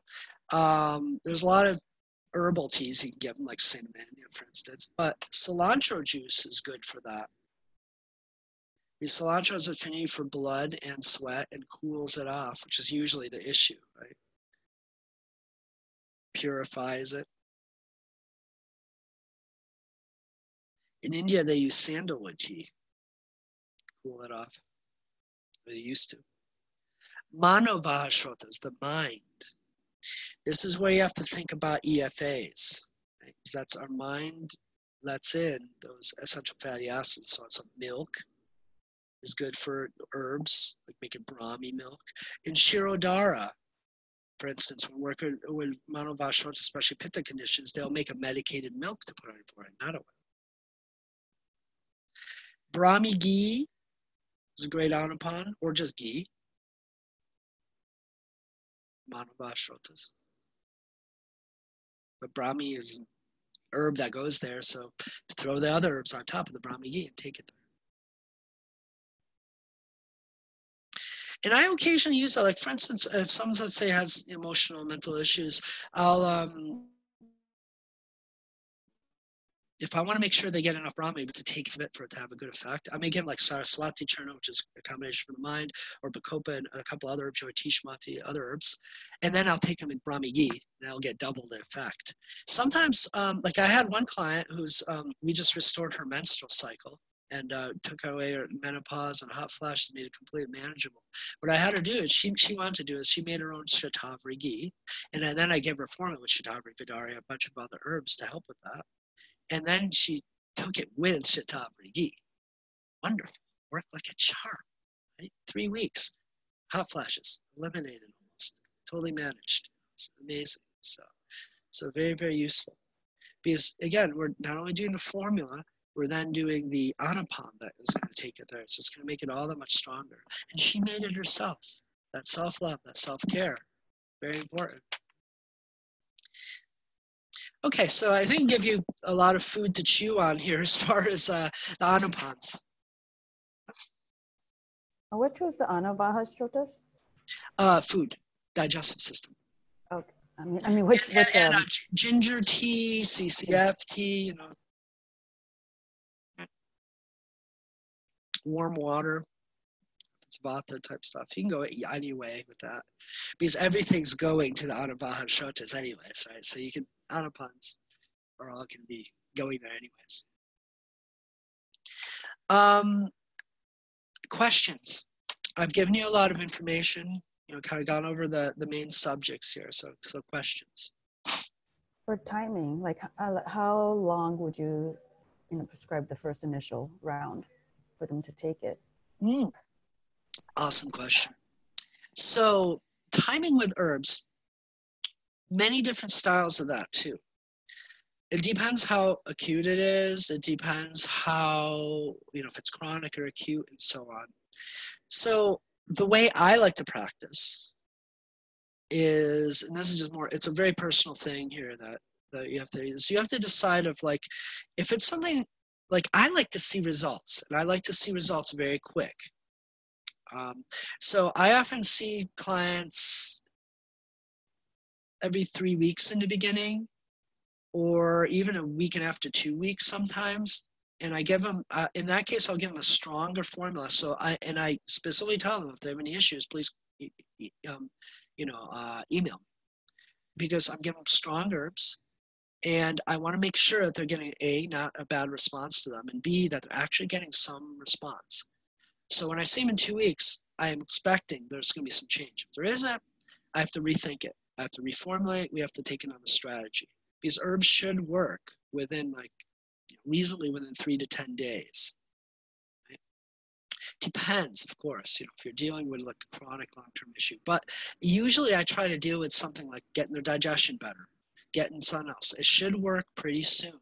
3 to 10 days is a good run that you should get some good results. Otherwise, you got to up the dose, you got to change your formulation, you got to try a strategy. If you're not getting that result, you're not quite on, or something's not there. So I usually start with that, and then I'll give them enough herbs for that. Some cases, once I'm seeing them for a while, once we're spot on with it and we know we're on the right track, then maybe I'll give them a longer formula, like maybe for a month or 6 weeks. 6 weeks usually as long as I want to go before rechanging. And a good bottom line is don't have someone take the same herbs for longer than 3 months. Same exact herbs. Okay, you want to change things up because our body will adapt to it and it's going to lose its functionality. And if they're not seeing results of that, or the results aren't like really increasing in that 6 months, then, or 3 months, then you're probably not on it as well as you can be with them. Yeah. So, that's I think that's important for integrity too. It's like, I don't want to string anyone on. I want them to get better. If they're not, I got to send them somewhere else, get some other help. But we want to see results quickly. And you know what? If you have that attitude and they have that attitude, they're looking for that, then you're working together. You're both trying. As long as they're complying, then you're probably going to get some really great results. And they're going to be like, wow. So then, I'm sorry, another question. So if it's going well after you see them in 3 weeks and looks like it's the herbal, the formula is working, you would just keep them on that same one for another 3 weeks or something like that? Not necessarily. I'm going to see them and see what's changed with their follow-ups. Some things may have changed. They may not need as much as one, and maybe something new has come up, or it's changed in a way. So I'll probably tweak the formula a little. It depends. Sometimes it just works so well, and it's knocked out so much of their issues. Why don't you just stay on that for a little longer? Right? And especially with deeper issue, more chronic stuff. But with some people, hey, the issue is knocked out totally. You don't need it anymore. So I'll switch it out. Yeah, so like Merrick gave me my formula, and I was doing so much better on it that when I met with him in 3 weeks, I was like, I don't want to change it. I'm happy with what this is doing. So that's, and he's not going to like force you to change. Like if you're like, I'm doing really well, he's not gonna be like, no, you have to change it now. Like he was very open to me saying, I want to continue on this for a little while longer before changing it up. Because partly for me too is this anxiety of like, every time I change something, am I going to have to adjust to something else? So, so I think the client also might, you know what I'm saying. So Stephanie, you're bringing up something that's very important here is that, and if you don't mind me, I'm not going to share much, but I'm just saying the concept of what you want. Share as much as you want. But the concept is important, is that oftentimes when people have something long-standing or chronic or something like that, and then they find a solution, they find safety in that. So having them psychologically on board, feeling safe, feeling like, oh my God, I don't have to keep this constant searching up, is so huge that keeping it the same is very important for them, because to build that confidence, to build that trust with themselves, the body, and the formula and the herbs. Yeah. So that's wonderful. So I'm always, that makes it easy for me. It's like, oh, sure, just let's keep going. It's easy.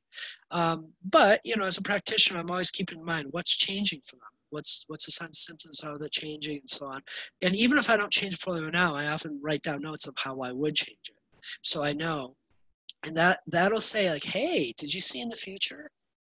Okay, so this is coming up. So this is where I'm going to change it. I already have the information. So I almost always will write down a change in the formula, what I think would help, but I may not change it physically if they don't want to. But this is the art of herbalism. This is what makes it fun. and makes Ayurveda individualized, makes it to the person, to the needs, to the changing things, as opposed to like, here, just take this the rest of your life and this is going to do that. No, it's not as effective. Not that that doesn't work, but it's never going to be as effective as this kind of strategy. I've also had cases that I got too happy with myself and changed the formula, and it just wasn't as effective as the last one. That's okay. So we go back to the last one. You know. So yeah, other questions?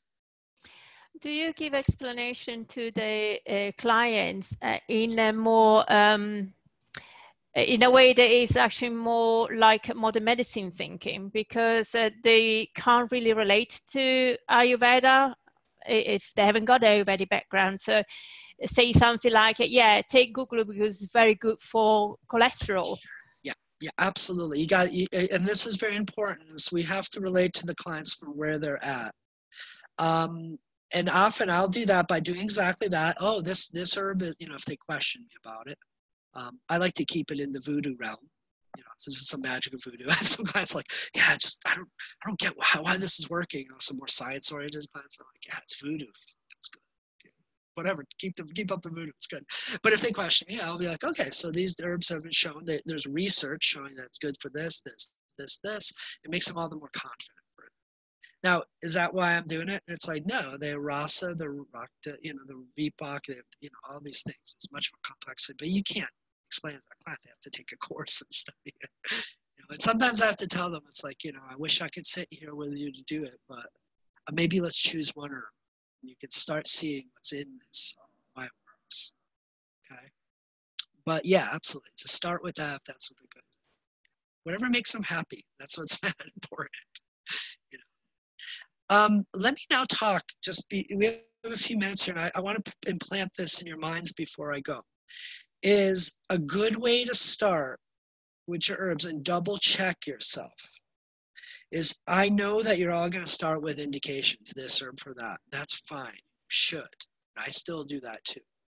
But a good way to double check yourself is then be like, what is the rasa of the herb? Okay, so when in your choices, if you're choosing an herb, let's say you know this herb is a digestive herb, but you have pitta involved. You want to make sure that digestive herb has what tastes, what rasas, what tastes are going to be beneficial for working with pitta. Bitter, astringent. Mm-hmm. And some sweet. And sweet, yeah. So coriander is good for that. Fennel has the sweet and the bitter a little bit. Right? There's a little pungency. You need pungency to stimulate digestion. No going around that. Right?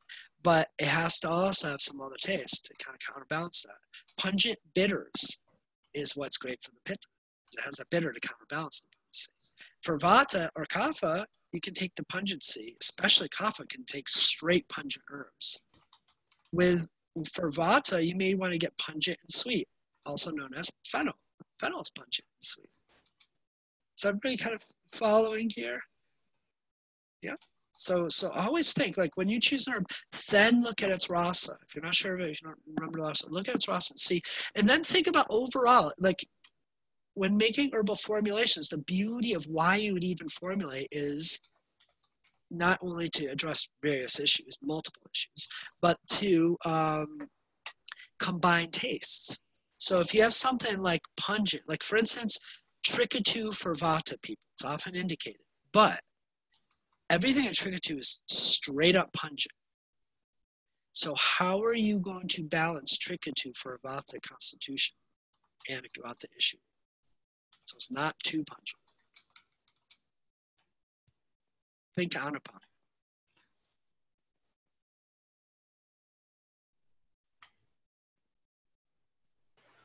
it. Like honey or ghee? Ghee, right? Because honey's even heating. Yeah. So add that. Ghee, if you put it in ghee, it'll cool off that pungency. Less drying, it'll make it moistening. Beautiful, right? Look in Dr. Lad's books. He gives Chikitsa with ghee for Vishama Agni. What's in Hingashtak? Hingashtak is hing. That's really heating. right? And it has a bunch of other herbs that are greater or lesser in Ghee. eating. And ghee. But what is it made with? Always with ghee. That's what balances it, right? And CCF, as well as like Banyan Pitta Digest, they don't make it necessarily ghee, but they give you bitter, sweet herbs without or pungent to make sure they're balanced. And then they put in some really kind of pungent herbs like ajwan, stuff like that, but it still has a bitterness. And then they add in like amalaki, and they add in like a guduchi, right, which take down the pitta. They balance that. So you can have a strong herb as long as you balance it. So sometimes I'll put like ginger in a formula for a pitta, but I'll make sure to balance it with enough bitters. So, and a classic example of that is turmeric, right? So turmeric is a bitter herb, right?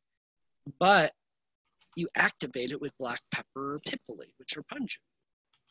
But they balance each other out when you add them like that. So it's not too bad for a pitta. Does that make some sort of sense coming to the mind of that? So this class is just to dive a nutshell into ideas of formulation to kind of give you some confidence. So think about, keep it simple, use triads. Think about indications, of course, this herb is good for that, but then think about the rasa. So when you look at all three of the herbs in a triad, what spectrum of tastes are there? Okay. And is that spectrum of taste going to balance the doshas that are involved? Then you're very likely going to not create any harm, and you'll very likely create a lot of benefit no matter what. Even if it's just working with the doshas, it's not totally spot on. You're still doing dosha management. And then also, if one of those herbs is an Agni herb and it's balanced with the taste for the right thing for the Agni that you're dealing with, you'll improve their Agni, right? And thus their pachan, their burning of ama, and thus their detoxification. So there's no harm done. You're going to be helping them. It may not be as strong as putting in a very strong specific herb for their condition, but it's going to help, and it's going to be within your scope of practice. Right? We good with that? We got that strategy? Can I ask you just one question about, the example that we said for Vata, Trikatu with ghee. If you have a person that cannot take any dairy because he's allergic to it, so we can just use another type of oil, will be sure. As effective? Yeah. Maybe not as effective, but you can substitute something like that. Like flax oil is often a good substitute, hemp oil, other EFAs, things like that. Now, one thing to know about ghee, though, is ghee is generally lactose free if it's made properly. However, if someone's really, really sensitive to lactose, there's going to be some microscopic traces of lactose, and that may be enough to stimulate that. But if they just have a very slight sensitivity to it, then it shouldn't be a problem. Properly made ghee, grass-fed cow ghee, and so on. Okay, so that's one thing. You'll be surprised how many people actually can't take ghee when they're lactose intolerant. Okay? Properly made ghee will also not heighten cholesterol, so it's not an issue with that.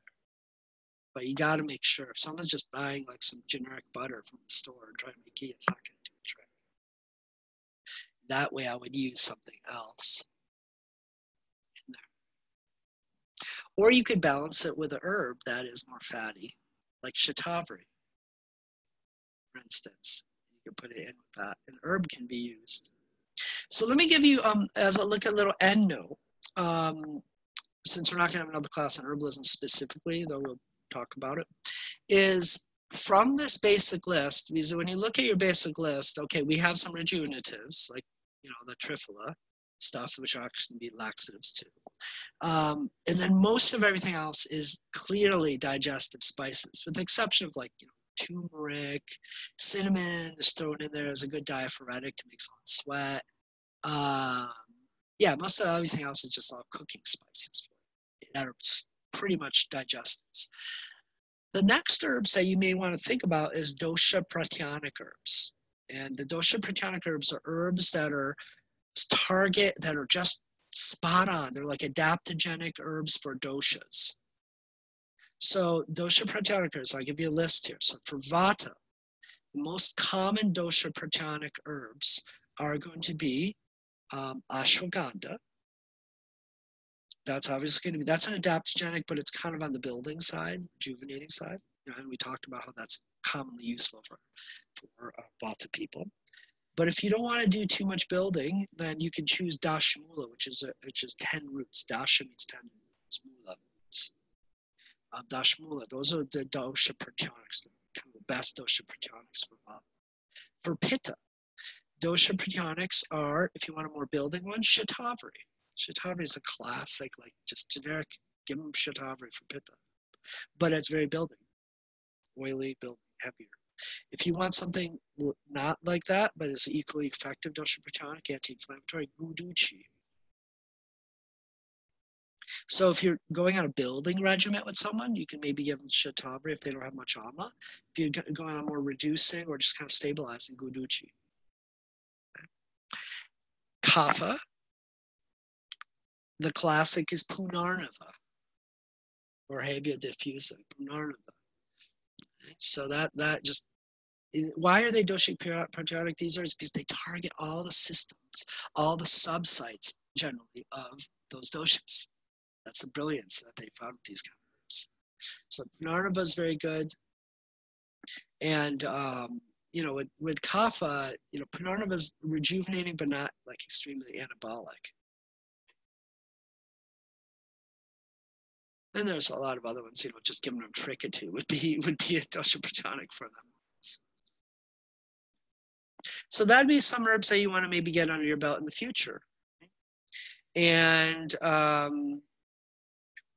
then, you know, learn about herbs for the dhatus and so on. Like it goes on and on.